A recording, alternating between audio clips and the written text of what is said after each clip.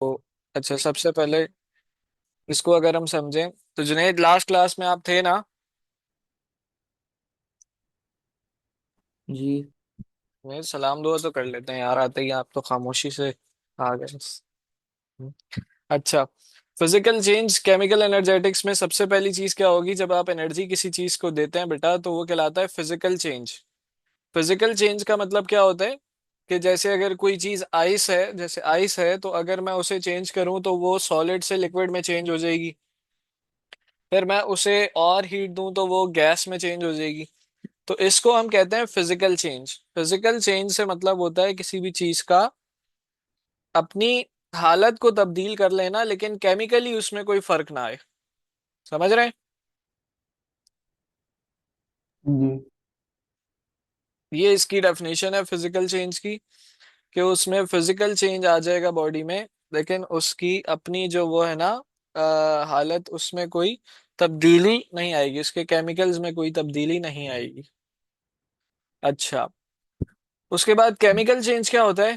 Chemical change ये होता है कि आपने कोई रिएक्शन किया और उसके अंदर केमिकली कोई तब्दीली आ गई। जैसे अगर आप किसी चीज को बर्न कर दें, या मैग्नीशियम और ऑक्सीजन को रिएक्ट करवाएं, या सोडियम और क्लोरीन को रिएक्ट करवाएं, तो सोडियम क्लोराइड बन जाएगा। अब ये केमिकल चेंज हो गया है। किसी चीज को आपने बर्न किया तो उसके अंदर केमिकल चेंज हो गया, अब वो वापस नहीं बन सकता। तो फिजिकल चेंज अपनी ओरिजिनल हालत में वापस आ सकता है, लेकिन केमिकल चेंज अपनी ओरिजिनल हालत में वापस नहीं आ सकता। इसलिए उसको केमिकल चेंज कहते हैं। समझ गए? ठीक जी है सर। बच्चों? ओके। अच्छा, अब जैसे ये देखें, ये glow in the dark bracelet है। ये क्या है? ये फिजिकल चेंज है या केमिकल चेंज है?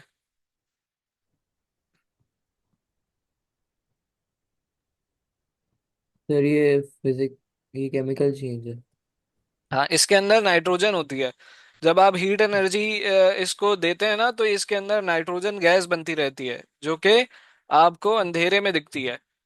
जो गैस बनी हुई है, ये तो ये फिजिकल चेंज नहीं है, बल्कि केमिकल चेंज है। अच्छा, केमिकल चेंज को किस तरह पता लगाया जाता है? मेजर फीचर्स फीचर्स क्या है? कि उसमें नया सब्सटेंस बन जाए, तो वो केमिकल चेंज कहलाएगा। Many but not all of them are difficult to reverse. अब उनको रिवर्स नहीं कर सकते। ऐसे आपने किसी लकड़ी को जला दिया, तो अब आप रिवर्स नहीं कर सकते कि वो चीज मुझे वापस मिल जाए। तो ये हो गया। एक्सोथर्मिक या एंडोथर्मिक प्रॉपर्टी कुछ ना कुछ आपको ऑब्जर्व करने को मिल सकती है। और मैनी मोर एक्सोथर्मिक या एंडोथर्मिक, वो एक ही बात हो गई। तो तीन चीजें जो है ना आपने जहन में रखनी है। क्या क्या चीजें? कि कोई नया चेंज आएगा, रिवर्स नहीं कर सकते रिएक्शन को, और एंडोथर्मिक होगा। सही है? समझ गए? जी। जी। अच्छा, फिजिकल चेंज में ज्यादातर क्या होगा बेटा? फिजिकल चेंज के अंदर आपकी बॉडी जो है वो फिजिकली चेंज होगी सिर्फ, और केमिकल के अंदर आपकी जो बॉडी है वो केमिकली चेंज हो जाएगी, जो रिवर्स नहीं हो सकता वापस। अच्छा, एक्सोथर्मिक और एंडोथर्मिक क्या होते हैं बेटा रिएक्शंस?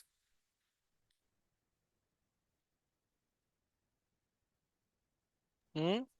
जी सर, क्या क्या? एक्सोथर्मिक और एंडोथर्मिक क्या होता है?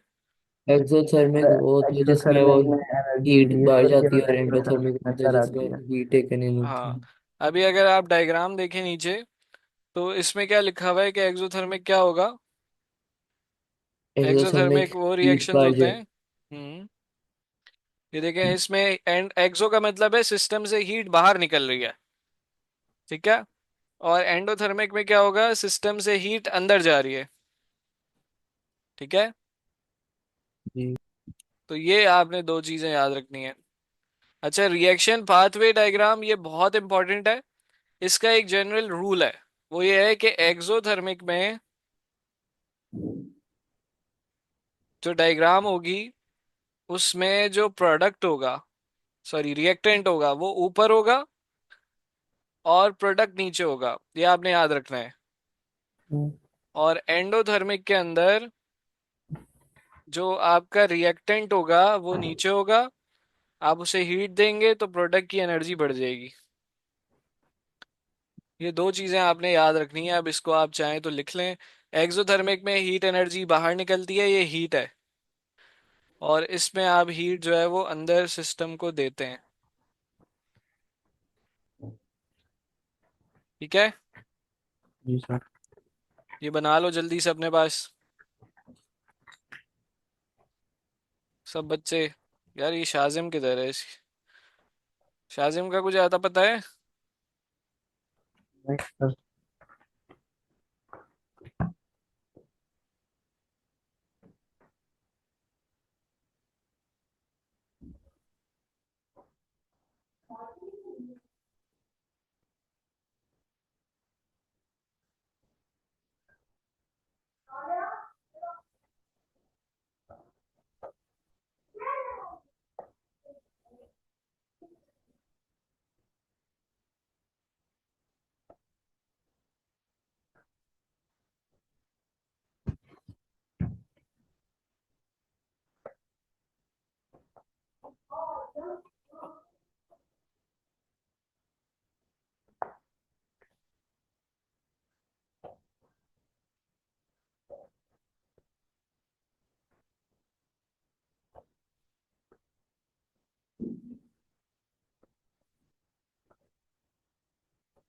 लिख लिया बेटा?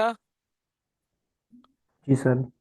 अच्छा, अब एग्जाम में आपको क्या कह सकते हैं? आपको ये कह सकते हैं कि ये क्वेश्चन कोई दे दें, CH4 प्लस ऑक्सीजन, अब आपको कह रहे हैं कि जी ये इसका पाथवे बनाए। तो आपको एक चीज याद रखनी है, जब भी कोई बर्निंग होगी ना ऑक्सीजन की मौजूदगी में, कंबस्शन रिएक्शन होते हैं। तो कंबस्शन रिएक्शन हमेशा क्या होगा? एक्सोथर्मिक होगा। वो अगर आपको नहीं भी बताते तो आपको ये पता होना चाहिए। हम्म।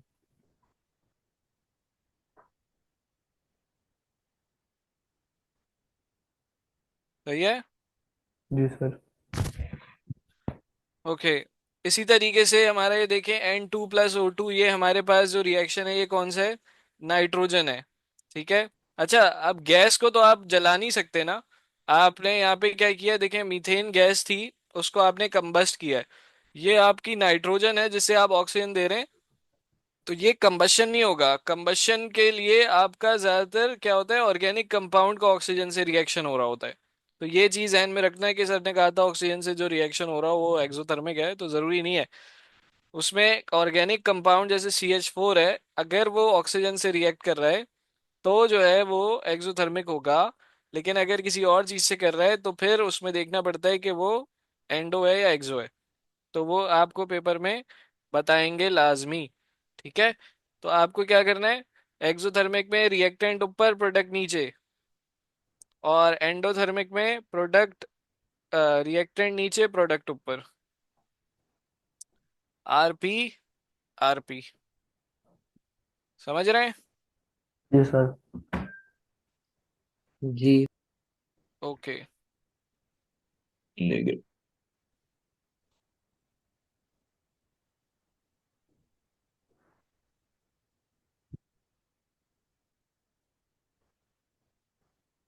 अच्छा, इंथाल्पी क्या होती है? इंथाल्पी निकालने का तरीका ये आपने सीखना है। ठीक है। इंथाल्पी निकालने का क्या तरीका होता है? जैसे आपको अब क्या कहेंगे, ये CH4 दिया है ना, CH4 प्लस ऑक्सीजन बना रहा है CO2 और H2O। अब आपने इसको क्या करना होता है, ये वाली इक्वेशन। ठीक है। इसका आपने रिएक्टेंट की टोटल एनर्जी निकालनी होती है, फिर आप प्रोडक्ट की टोटल एनर्जी निकालोगे, और फिर प्रोडक्ट माइनस रिएक्टेंट करोगे तो ये आपके पास इंथाल्पी आएगी। ठीक है। जी सर। अब रिएक्टेंट की एनर्जी कैसे निकलेगी? आपने काउंट करने होते हैं बॉन्ड्स। अब देखें जैसे CH4 है, तो आप इसे पोस्टमार्टम करोगे, कितने CH बॉन्ड होगा ये? 1 2 3 4। तो 4 CH बॉन्ड है ये। सही है। जी। 4 × CH। अब CH बॉन्ड की एनर्जी आपको देंगे वो। फिर ऑक्सीजन कितने? एक O, दो ऑक्सीजन है ना, तो एक O और एक O बॉन्ड, ये तो ये हो गया 2 ऑक्सीजन बॉन्ड। समझ आ रही है? इसी हम्म। तरीके से ये हो गई रिएक्टेंट की। अब आएंगे प्रोडक्ट पे। प्रोडक्ट में CO2 है, एक ही है, तो CO2 यूं बनता है, ये एक से मल्टीप्लाई होगा। जुनेद समझ आ रहा है? H2O में हमारे पास कितने HO बॉन्ड हो गए? एक HO ये, तो एक HO ये, एक HO ये, तो टोटल चार हो गए ना 2H2O में। तो जी। चार HO बॉन्ड हो गए। समझ आई वलीद? जी सर। अब ये CH OH इन सब की एनर्जीज आपको एग्जाम में ये गिवन देखें। हम्म, सही है, तो यहाँ हमने बनाया था ना 4, और CH की एनर्जी कितनी है? 435। इसी तरीके से हमने अगला क्या बनाया था? 2 × ऑक्सीजन, तो ऑक्सीजन ये रहा, और इसे 2 से मल्टीप्लाई कर देंगे। ये रिएक्टेंट की आ गई टोटल। इस तरह प्रोडक्ट की क्या बनाई थी बेटा? हमने हमने बनाई थी एक CO सी। बॉन्ड, दो सी है ना, एक ये और एक ये CO बॉन्ड है। ठीक है, C O O ये और C O O ये। ठीक है, जी। तो कितने CO हो गए? दो। दो CO से मल्टी, समझ आई कि नहीं आई? जी सर। फिर OH बॉन्ड कितने बने थे बेटा? चार। चार बने थे, तो हमने उधर लिख दिया 4 × 4 64। अच्छा, रिएक्टेंट का टोटल ये आया, प्रोडक्ट का टोटल ये आया, और हमने दोनों को, अच्छा ये अब हमेशा रिएक्टेंट माइनस प्रोडक्ट होगा, बड़े में से छोटा, छोटे बड़े की कहानी नहीं है। हमेशा रिएक्टेंट माइनस प्रोडक्ट होगा। हम्म, हम्म, ठीक है, समझ आई? जी सर। चलें, जी अब जी। इसको जल्दी से कॉपी करें, इस सवाल को, शाबाश, यहीं से कर लो। फिर आपने ये क्या? मुझे आपने ये लिखवाया था। हाँ, ये वलीद को कह रहा हूँ ना। आप लोग ये कॉपी करो जब तक मैं एक दो तरीके के और इस तरह के सवाल निकालूं।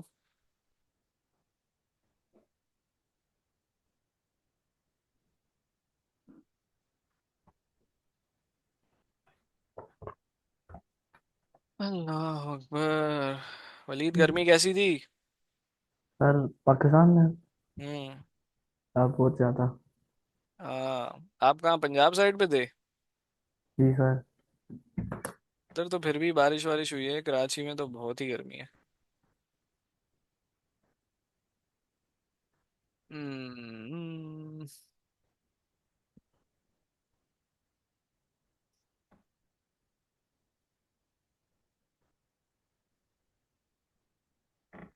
और ये सऊदीया में कैसा है मौसम? सही है। बस। जद्दा में हो आप लोग सारे? नहीं सर यार। याद। जद्दा में बहुत गर्मी होती है। हाँ।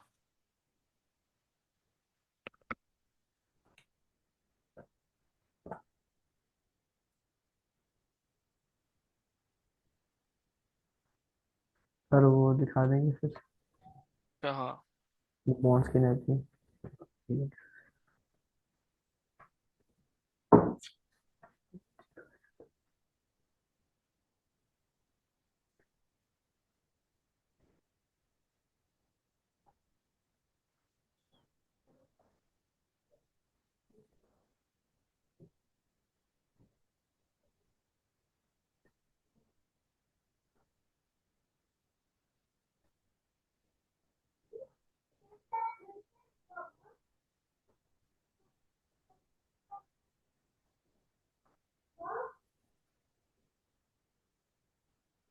ये सर हो गया। हो गया। अब आप लोगों ने करना है ये वाला सवाल। ये रहा। चलें, शाबाश जुनेद, मिस्टर जुनेद, जी सर। करना मैं है। कर जी।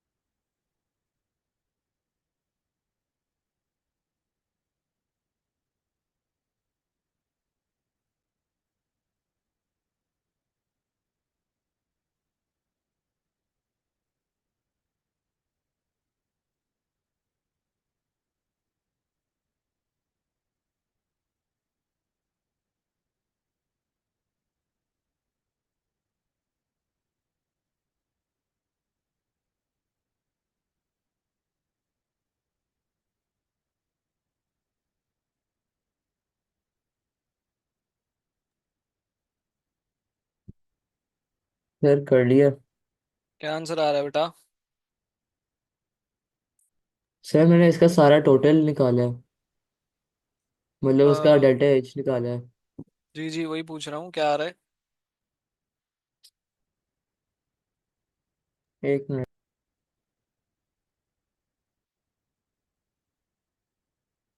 900 आ रहा है। वलीद, आपका क्या आ रहा है? वलीद। सर 900। सेम आ रहा है? एक सेकंड सर, ये मैं अभी जरा प्रोसीड करूँ। एट, मैं करवा टू दूं या फोर आ रहा है समझ? To four minus 1635।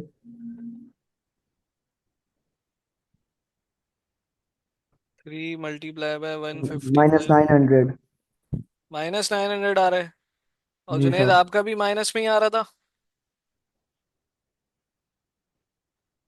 जी जी। सही है, जबरदस्त। अच्छा।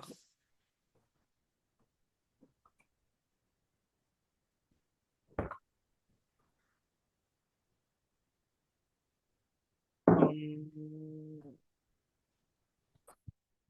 ये देखें, ये बना हुआ है ना, this is the reaction is exothermic. अब इसकी पेपर में आपको कहेंगे जी डायग्राम कंप्लीट करें। तो ये रिएक्टेंट है कि प्रोडक्ट बना हुआ है इधर? Sir reactant. ये रिएक्टेंट है।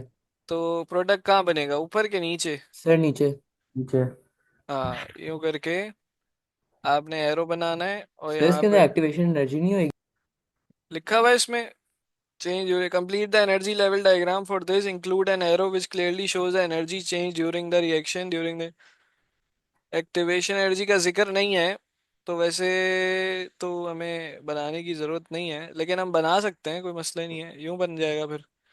एक्टिवेशन एनर्जी, अगर पहले असल में एक्टिवेशन अभी पढ़ा ही नहीं है ना, तो अभी मैं नॉर्मल के हिसाब से बता रहा हूँ, फिर वापस आएंगे इस पे। अच्छा, एक्टिवेशन एनर्जी का जो कॉन्सेप्ट है वो क्या है? वो ये है कि जैसे आपको अभी मैंने पढ़ाया है कि भाई रिएक्टेंट होता है इधर, और फिर नीचे आते हैं और प्रोडक्ट हो जाता है। तो एक एनर्जी इसके अंदर जो शामिल होती है उसे कहते हैं एक्टिवेशन एनर्जी। एक्टिवेशन का मतलब ये होता है कि कुछ मॉलिक्यूल ना बैठे हुए होते हैं, जब तक उन्हें कोई कुछ कहेगा नहीं वो कुछ करते नहीं है। तो इसी तरीके से इसी प्रैक्टिकल एस्पेक्ट के अंदर मॉलिक्यूल डायरेक्टली रिएक्ट नहीं करता कि आपने जी उसे डाला वो बस हड़ा उड़ी करके शुरू हो जाए रिएक्शन। उसको भी क्या करना पड़ता है? मोटिवेट करना पड़ता है। तो मोटिवेट करने वाली एनर्जी को क्या कहते हैं? एक्टिवेशन। अभी इन दोनों को हमने ऐड किया है, जैसे सालन बना रहे हैं या बिरयानी बना रहे हैं, तो ये चावल डालें और ये मसाला डाला है, लेकिन जब तक इन्हें एनर्जी नहीं देंगे, इनको पीक पे नहीं लेके जाएंगे, ये तब तक शुरू नहीं करेंगे रिएक्शन। हम्म, ठीक है, समझ आई? जी। फिर वो करेंगे तो समझा हम दें। तो, हाँ। समझा दें। अच्छा, मैं ये कह रहा था कि हम जब रिएक्शन परफॉर्म कर रहे होते हैं, तो जब हम दो चीजों को ऐड करते हैं, उनके पास इतनी एनर्जी नहीं होती कि वो खुद ही रिएक्शन कर लें। हमें चूल्हा गर्म करना पड़ता है, हीट एनर्जी देनी पड़ती है, कैटलिस्ट कुछ ना कुछ उसमें ऐड करना पड़ता है। जो एनर्जी का लेवल क्या होता है, तो ऊपर तक लेकर जाता है, हाईएस्ट एनर्जी जाती है, उसके बाद फिर वो कन्वर्जन शुरू होती है प्रोडक्ट में। यानी यहाँ से आपने एनर्जी दी, रिएक्शन हुआ, और फिर ये प्रोडक्ट में चेंज होगा। समझ आई? हम्म, जी सर। रहेगा तो एक्सो ही उसी तरह, जैसे रिएक्टेंट ऊपर होता है प्रोडक्ट नीचे ही होगा। लेकिन एक्टिवेशन के कॉन्सेप्ट में हम क्या करते हैं, पहले थोड़ी एनर्जी हम भी तो देंगे ना कि रिएक्शन चले। ऐसा तो नहीं है कि बस मैं चावल डालूं और मसाला डालूं बिरयानी खुद ही बन जाए। जब तक मैं चूल्हे पे नहीं रखूंगा, एनर्जी प्रोवाइड नहीं करूंगा, कुछ भी नहीं होगा। सही है? हम्म, तो ये जो कर्व आ रहा है, ये वो चीज शो कर रहा है जो प्रैक्टिकलिटी है, कि हमें कुछ ना कुछ एनर्जी देनी पड़ती है, बगैर उस एनर्जी दिए हमारा रिएक्शन परफॉर्म नहीं होगा। समझ आई बात? जी। लिख लें, बना लें, शाबाश। तो सर बस ये ऊपर की तरफ वो बना देना जरा सा। हाँ, क्या करता है ये? डोम। बाकी पहाड़ इसमें जैसी। वही है, एंडोथर्मिक में वो प्रोडक्ट ऊपर होगा, ये नीचे होगा। अच्छा, आपसे पेपर में कह सकते हैं टोटल एनर्जी बताओ, तो यहाँ से लेके यहाँ तक ये टोटल एनर्जी है। ये इतना हिस्सा ऊपर वाला जो ये उठा हुआ है, कुब निकला हुआ है, ये एक्टिवेशन एनर्जी होती है। और ये जो नीचे वाली है, ये इंथाल्पी है। जी। तो पेपर में आपसे कहेंगे टोटल एनर्जी का फॉर्मूला लिख के दिखाएं, तो आपको पता होना चाहिए कि activation energy plus enthalpy change. ठीक है। ये अब सही है सर। हाँ, टोटल जी। एनर्जी। टोटल एनर्जी यानी इन दोनों का सम ना, ये पूरी टोटल एनर्जी कहलाएगी, ये जो लाइन है ना नहीं सर, बीच इसके की। बाद आपने क्या क्या है, total energy activation equal energy is equals two plus. Activation energy plus enthalpy. हाँ। इसी तरीके से एंडोथर्मिक में देखो उलट है, रिएक्टेंट यहाँ है, आपने इसे इतनी एनर्जी दी तो प्रोडक्ट ऊपर ही बना ना। तो अब ये सारी आपकी एक्टिवेशन है, और ये जो जितनी इन दोनों की हाइट में फर्क होता है वो क्या कहलाती है, एंथैल्पी। जो हाइट का डिफरेंस होगा ना प्रोडक्ट और रिएक्टेंट का, वो एंथैल्पी होगा। यहाँ पे भी देखो ये दोनों की हाइट का जो डिफरेंस है। जी सर। ये बातें बहुत नोट करनी है, अब एग्जाम में आपको पूछेंगे ये सब। अब 2027 में अपेयर होने वाले हैं आप लोग वैसे। जी। 26 में। 26 में अगले साल। हो हो। अगले साल जी 10th है सर, ना। 2 साल। ये दो अभी साल। 8 खत्म होने वाली है, 9 फिर अगले साल तक चलेगी, फिर नहीं 10th नहीं, पे होगी। 2027 में होगा ना। नहीं सर, 26 में ही है। 26 में तो ये फिजिक्स केमिस्ट्री अभी मैथ तो नहीं होगा। फिजिक्स केमिस्ट्री नहीं होगा ना, वो 27 में होगा। हाँ। अभी कौन से उर्दू, उर्दू होगी। उर्दू जी अगले साल। उर्दू इस्लाम में तो पाक स्टडीज। हम्म, अभी सऊदीया में बैठ के भी पाक स्टडीज पढ़ो। जी सब सर। सब झूठ लिखा हुआ है उसमें।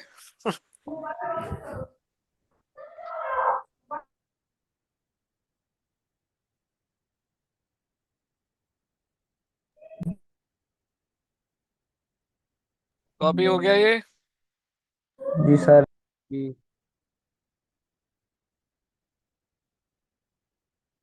अच्छा ये देखें, ये सवाल पेपर में आ सकता है। Is bond endothermic. Breaking endothermic और an exothermic. Endothermic.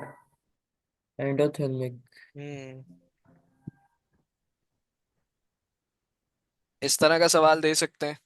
Enthalpy change निकाल के बताओ। सही है, तो सर ये ये आना चाहिए। हाँ, आपने मुझे करवाया था। करवाया था। इसको नहीं करवाया ना। H2O2 का बॉन्ड क्या था। एच। हम्म, जी सर। H2O2 का बॉन्ड कैसे बनेगा। H2O2 सर, एच, दो एच होंगे और दो ओ के बॉन्ड्स।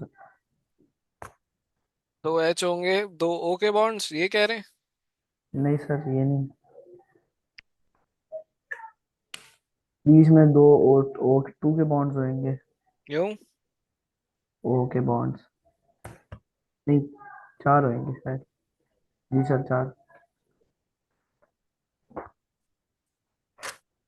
और चार एच के बॉन्ड्स होंगे।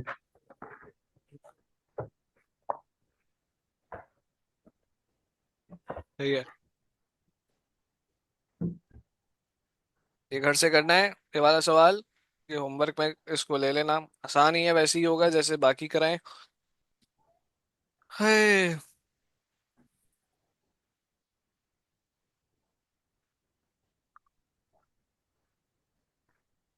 अच्छा ये तो हो गया है, छोटा सा ही चैप्टर था। और बताओ और क्या पूछना है। सर वो प्रिपरेशन ऑफ सॉल्ट। अरे वो तो 50 दफा करा दिया है, और करा देते हैं एक दफा और।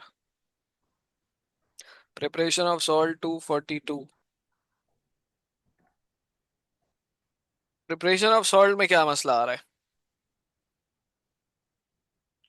अभी कैसे पेपर तो बहुत दूर है तुम लोगों का, महीना है पूरा।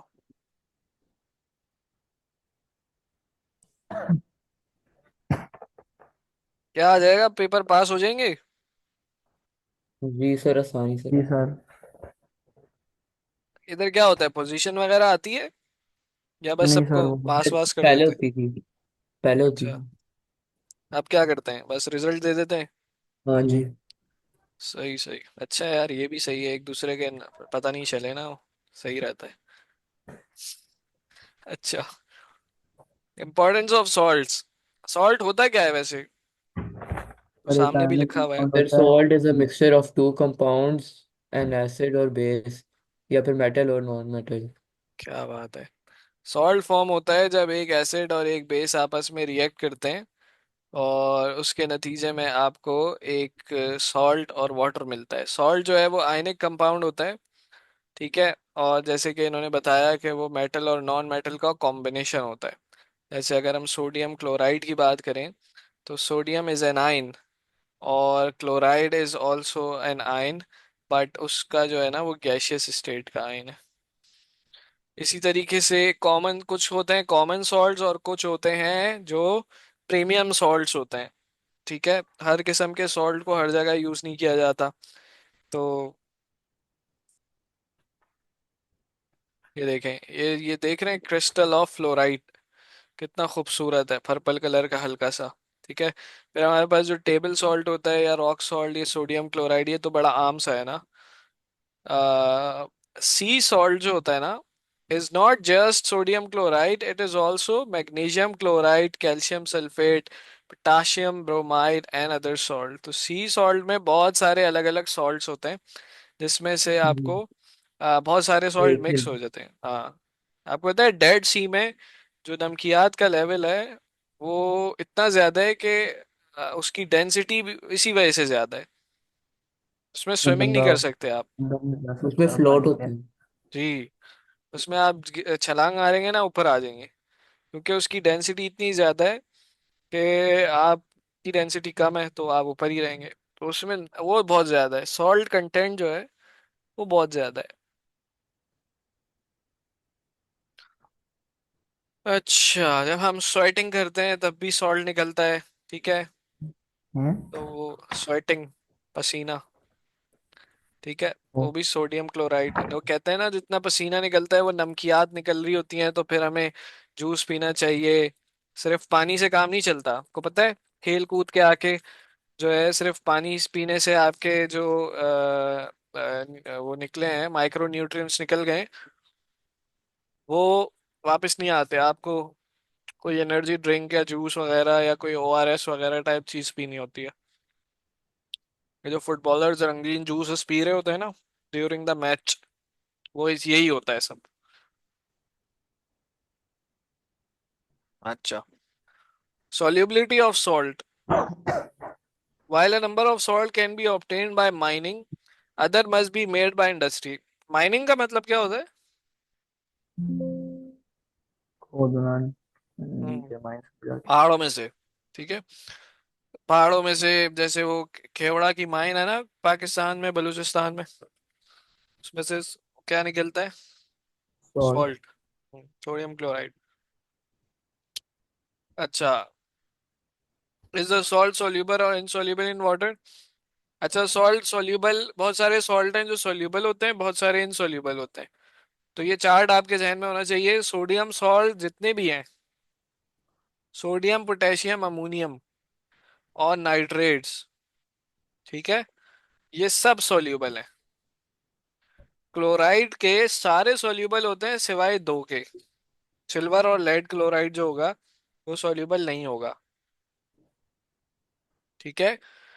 सल्फेट के भी तकरीबन सब होते हैं, बेरियम, लेड और कैल्शियम के जो सॉल्ट होते हैं वो नहीं होते। और कार्बोनेट्स के अंदर 50-50 है, ज्यादातर इनसॉल्यूबल होते हैं, कुछ तीन चार किस्म के जो हैं वो सोल्यूबल होते हैं।